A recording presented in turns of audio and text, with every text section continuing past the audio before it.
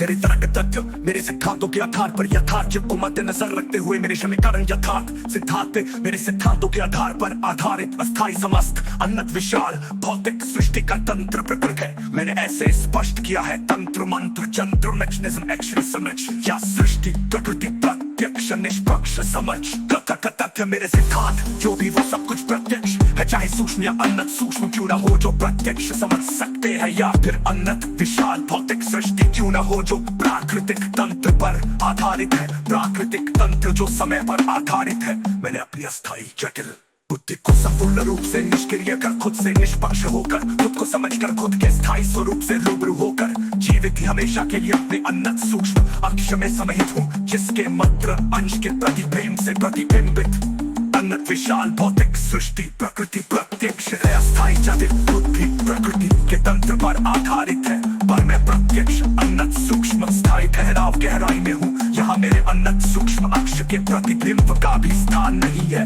और कुछ होने का तात्पर्य ही नहीं है। मेरा समीकरण यथार्थ सिद्धांत मेरे अनंत असीम शाश्वत वास्तविक सत्य निर्मल प्रेम की उपलब्धि है, जिसकी एक उपलब्धि यथार्थ युग है जो अतीत के 4 युगों वर्तमान और भविष्य की अस्थायी जटिल बुद्धि से बुद्धिमान होने पर भी कोई सोच भी नहीं सकता। वो सब कुछ प्रत्यक्ष वास्तव में हूँ जो अतीत की चर्चित विभूतियों दार्शन वो वैज्ञानिकों शिव विष्णु ब्रह्मा कबीर अष्टावक्र देवगण गंधर्व ऋषि मुनि अस्थायी जटिल बुद्धिमान हो, एक पल के सोच भी नहीं सके अस्तित्व से लेकर अब तक उससे खरबों गुना अधिक ऊंचा सच्चा सर्वश्रेष्ठ प्रत्यक्ष कर दिया है सिर्फ एक पल की निष्पक्ष समझ से। जो भी मैंने प्रत्यक्ष निष्पक्ष समझ से किया है, मैंने कभी भी किसी भी धर्म मजहब संगठन के ग्रंथ पोथी पुस्तकों को नहीं पढ़ा, क्योंकि मेरे 2 पल के अनमोल साथ समय सिर्फ मेरे लिए ही था। सर्वप्रथम इंसान शरीर की संपूर्ण श्रेष्ठता को मद्देनजर रखते हुए अस्थायी जटिल बुद्धि से बुद्धिमान होने पर प्रत्येक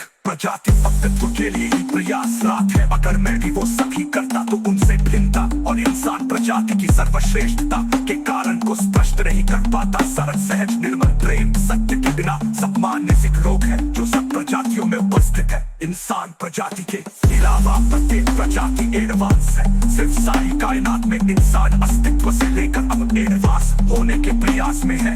इंसान प्रजाति में दूसरी अनेक प्रजातियों से कुछ भी आंतरिक और भौतिक रूप से अलग है ही नहीं, फिर भ्रमित किस भ्रम में है।